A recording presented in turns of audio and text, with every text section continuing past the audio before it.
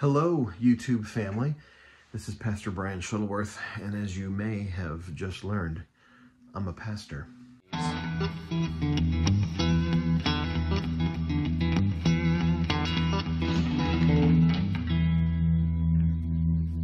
Yeah. It is Tuesday night, and our council meeting is over. We do council meetings on the third Tuesday of the month normally. And so council meeting's over. I have a little project at the Parsonage. The Parsonage is the house that the church owns that is on property. I and my family, myself and my family, terrible grammar there, myself and the family, we live on property. We live in the Parsonage. And so I've got a little corner of the counter place that I'm trying to get build a little basket thing with some materials that we have on hand at the church property. And so I just want to try to put some stuff together, and got a little project. It is a little late. It's about 8:30 almost, and it's going to be a little late starting, but I want to get into the pavilion and see what scrap wood we have to build myself a little shelf. I know the wife will really enjoy it on the Parsonage. And so let's go and see what we can get into. All right, sounds good. Now, while I'm on my way home, I'm now at the back of the church.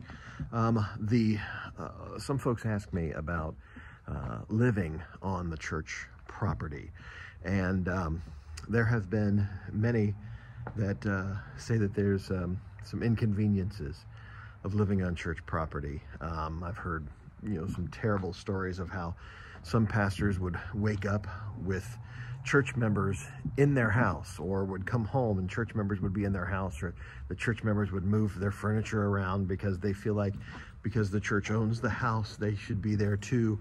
All of those things I have never experienced. Our experience, of course, this is our first time being a senior pastor, our first time being on church property, living on church property.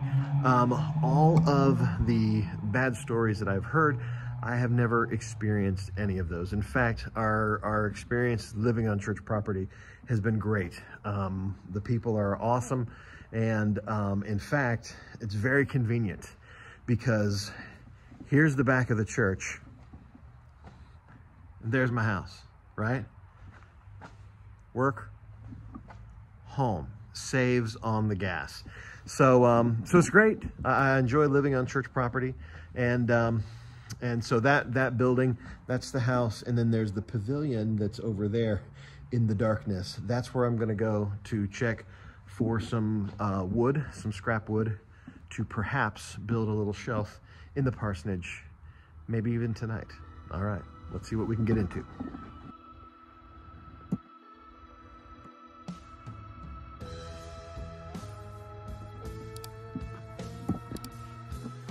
That got blown over in the wind.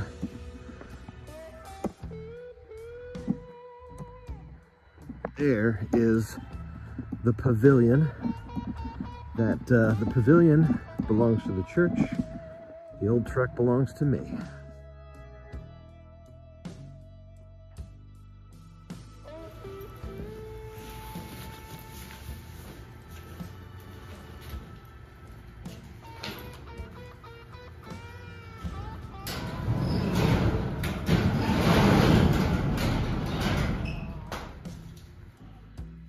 Now, there are always all kinds of goodies in a pavilion.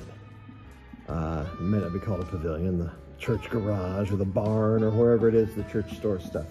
So I think now there's wood over there, but those are crosses. I'm not gonna hurt the cross to make a shelf. That would be an issue. So let's see. That's some shelf.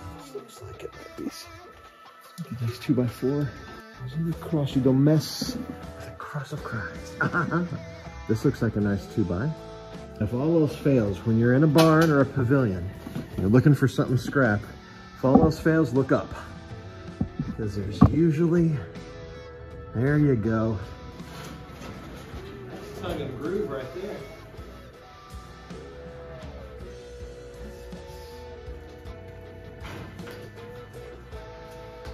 everywhere.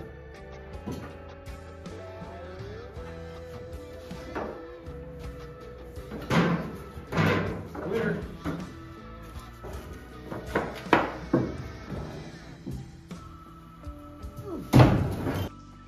All right, pretty successful. I have 3 2x4s that are probably more than I need for the little job I'm gonna do. But I'm gonna take them over to the garage and go to the kitchen and do some measurements. So all this stuff, everything I like to do to try to keep the parsonage looking good and being handy, because when I'm thinking about the house that the pastor lives in, I can't just think of myself. I got to think of whoever might come after me, because at some point, whether it be God's calling to another church or God's calling to my heavenly home, one of these days I'm not going to be the pastor here, and I want to make sure that I have the whole place set up for somebody else too.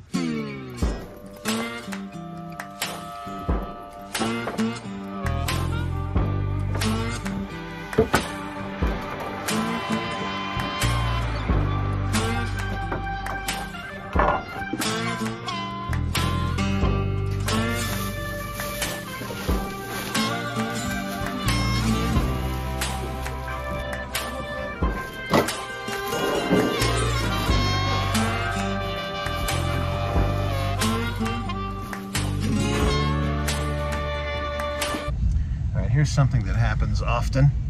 I do not have my a tool that I need. I need my my screw gun, and so it's at my office. So all I have to do is just zip right over to the office. Now I would have walked, but this is something that happens. Take a look. We usually have people that just kind of show up in the church parking lot without being asked or with no reason. So that's one of those things that happens, and that's why I'm driving. Because if you drive, they usually, you know, hustle out. So, what is this? Oh yeah, there it is. All right, I'm heading back to the house. That car is still in the parking lot right here. Now, usually, here's a little. I'm not gonna stop. I just drive by nice and slow, you know. Now, I will say this: if you are a pastor living on church property, when you see something like that, a car sitting in the parking lot for no reason, it's easy to kind of default to, "Hey, what in the world are you doing here?" You know. And if you want to talk to them and be like, you know, "Excuse me," you know, because to you, your house is on property. Your family's there. Everything you own is there, and you're in protector mode. But to them, they don't think that way. They just see a parking lot, and they may need to check their GPS. They may need to make a phone call. They might be, you know, of course, we've had other things happen for people to stop, but there's usually 2 vehicles for something nefarious. But when I do stop, and if I feel like I need to, I usually stop and with a friendly like, "Hey, everything all right tonight?" You know, and they're like, usually like, "Yeah," you know, "Okay, just making sure," because I've got a dog. And what you say is, "Well, you know, the dog freaks the dog out, you know, dog starts barking, you know." But so yeah, they just kind of get on the property, and they're 9 times out of 10 doing something completely harmless. So, and you never know, maybe they'll go, "You know what, that pastor was kind of nice when I stopped by the church and emptied my ashtray or something, so I might check out that church one day." So anyway.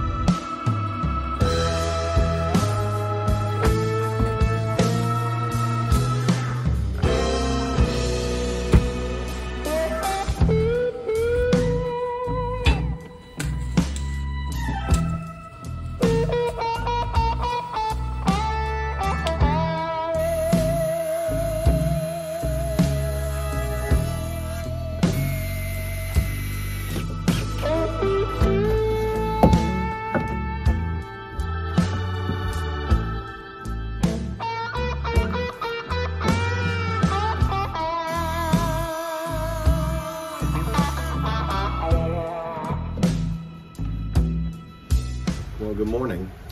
I got quite a few things done on my little project last night on the shelf for the kitchen, and then woke up this morning. I knew we were expecting snow last night. That's why I got all the building materials that are on the back porch cleaned up, and here we are today. I don't know about tonight. It looks like we're gonna go ahead and have service tonight. I hate to cancel, but I don't know if this is gonna be icy or snowy or what, but if we do cancel, I'll do something online, and it'll be a nice little time for an online teaching. So through COVID, I got used to talking to the back of my phone, kind of like I am now.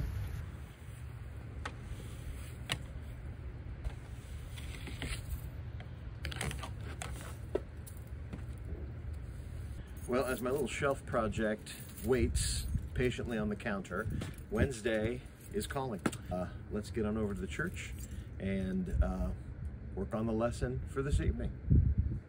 Now, some people crack jokes, myself included, as to the fact that I live on church property, yet I still drive to the office. I'll show you how long that drive is when I just drive straight to the office.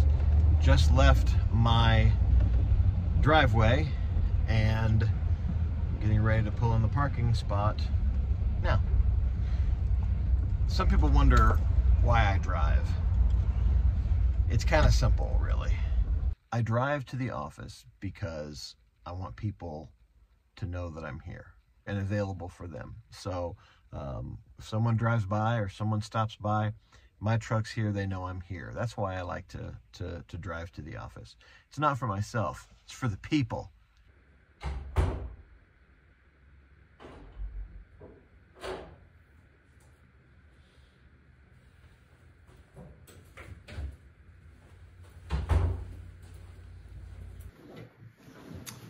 I'm at the office, and on Wednesdays the staff comes in a little later in the day.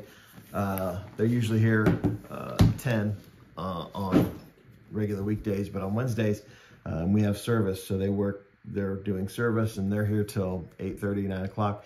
So they don't come in until after lunch. So it's usually just me in the office, so I get a little bit of quiet time. And I've got plenty of time to work on the lesson. So let's get in the Word. So let's do it.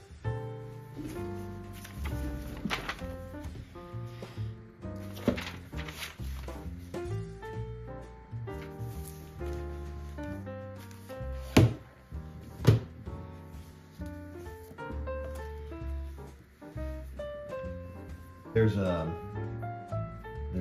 saying, a messy desk is the sign of a brilliant mind.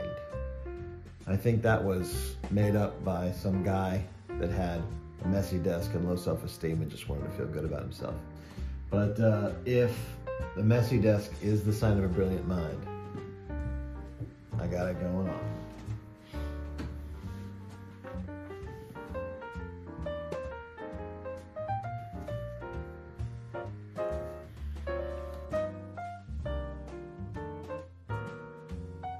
Well, as you can see, it did not snowmageddon like they said it was going to. So everything's a go for service tonight. I got all the message done, ready to go, and my little shelf project awaits. But first, I'm gonna go to music practice. I've been playing the piano. I've been playing in the worship band to fill in for a while. But all right, let's rock and roll.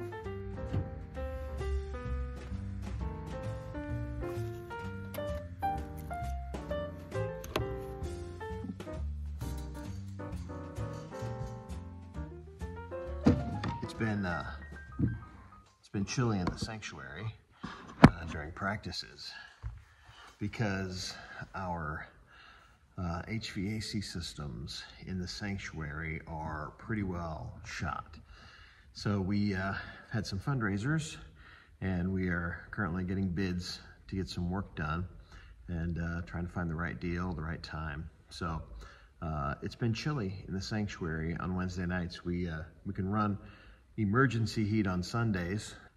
That makes it decent in here. It feels all right in here, but it doesn't feel warm by any means. So We are here Wednesday nights, though, we're going cold. We're just bundling up and having practice because things need to get done. And we just need to run our HVAC systems very sparingly these days. So, but those days are changing. The perfect ailment for a cold sanctuary, the trusty space heater.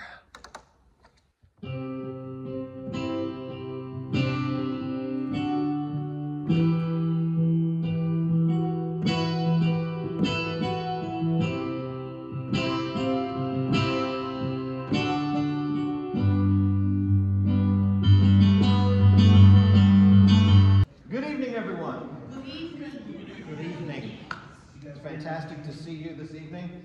Hello, gentlemen. Hello. Nice to talk to you. Hey, you're late. See you, boys. They stuck around for burritos back there. For that, I don't blame them. Okay. So we are encouraging faith, family, and fellowship. And tonight, we are finishing up this mini-series with fellowship. Okay, well, Wednesday night is complete. Great. Had quite a few more people than the little clip allowed because that was the empty seats, but trust me, there were people there. You can hear them. So had a good day in the office on Thursday. Had a appointment with the guy who's coming to look at our HVAC systems. We need to overhaul on all of our HVAC systems, as I mentioned. So, but tonight, I'm back at it. So I'm going to continue on with the shelf. I got a little progress here. And so got some pallet wood that I have repurposed. So let's get at this and try to get this thing finished tonight.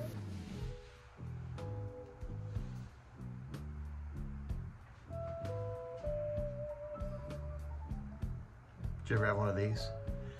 It's a headlamp. Huh? You don't look amazing, but you would work amazing, all right? I can see everything. I can almost see through things. Anyway, so I've got like, you can tell I got three. I got normal, I got like high, then I got like burned through the retinas. It's amazing.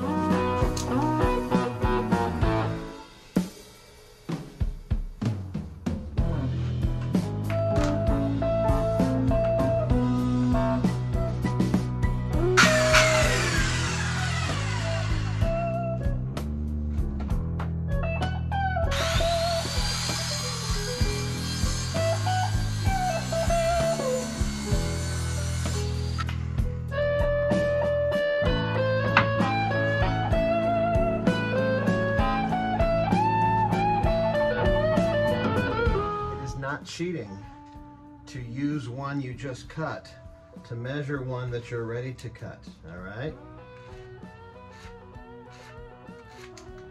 That's not cheating.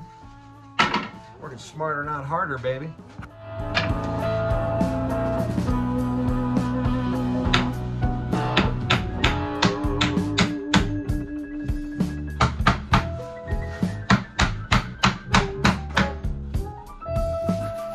All right, let's see what we got here. Okay, so I'm gonna put a little bit of trim. I'm just kind of making this up as I go, you know, so. But I do want to put about the halfway point. I want to put a little trim, like I think maybe something like this here to give it a little lip so that it won't like, I want to put like potatoes down here, but I also need to put in a shelf part way up. That's gonna be tricky, but hey, giving it a shot. All right, I have been just plugging away at this thing, so I haven't, you know, recorded a lot, but here is where we are so far. And it's coming together okay. I mean, it's supposed to be rustic. I want it to look, you know, like recovered wood, which it is, you know. But so far I was able to put, you know, I got some reclaimed wood from here.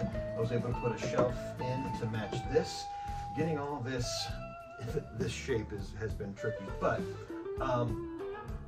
I've got this, and so what I want to do is I want to get a piece of board, hopefully a piece of this. I don't think I have anything big enough to make it, but I want to do like a little doodad here to separate these out, you know, so I can put some, you know, potatoes or whatever it is.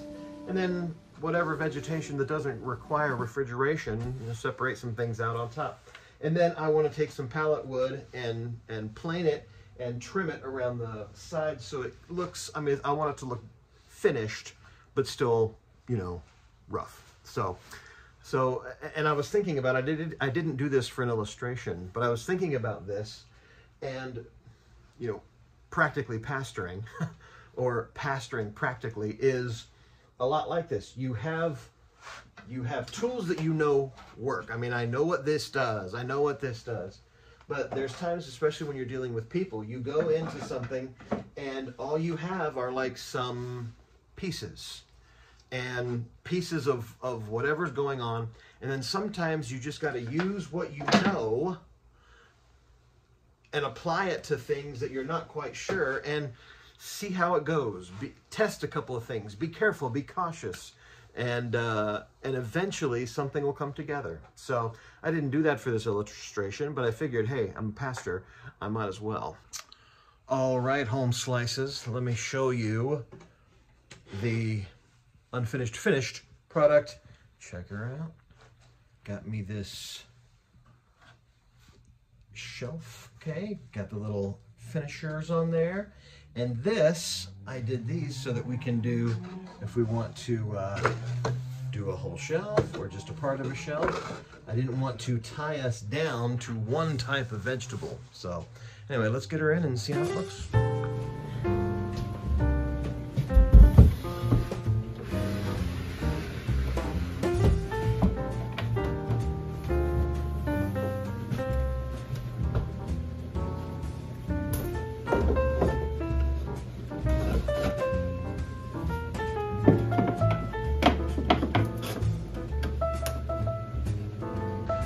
Okay, thank goodness. Once I got it put in place, it does not look as stupid as it did on the bench. I thought, while I was showing you out there, I thought, this thing looks ridiculous. But once I get it in there, it's good. Let's get some vegetables.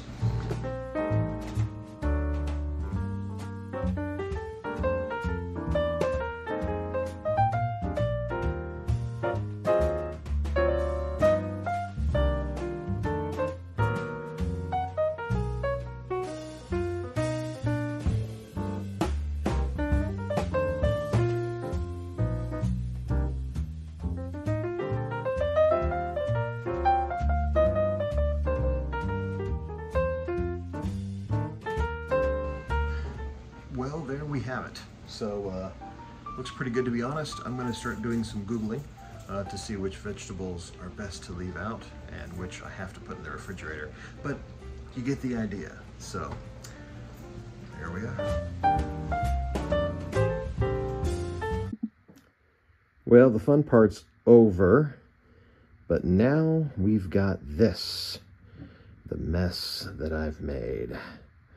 So, let's be responsible, and before we go sit down, let's clean up our mess.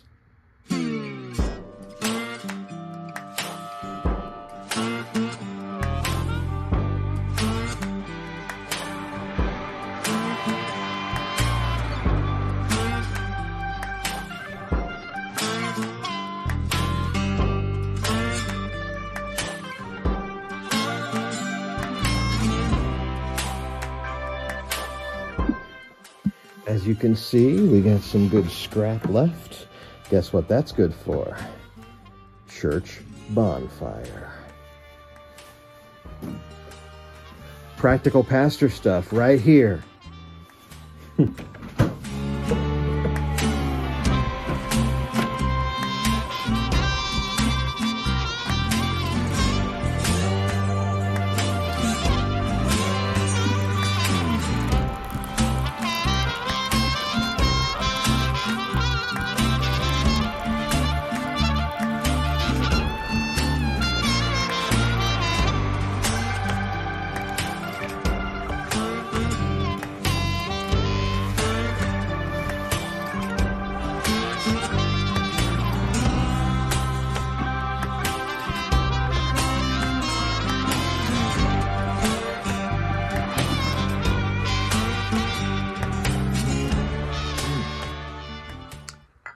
Got some caffeine-free sleepy time tea here.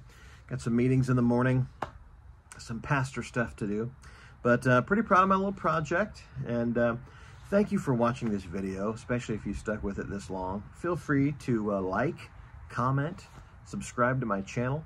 I want to share stories about where I've been, where I came from, funny stories, and just want to have a good time on YouTube. So remember, if you're not pastoring practically, then you're probably just practically pastoring. God bless. We'll see you on the next one.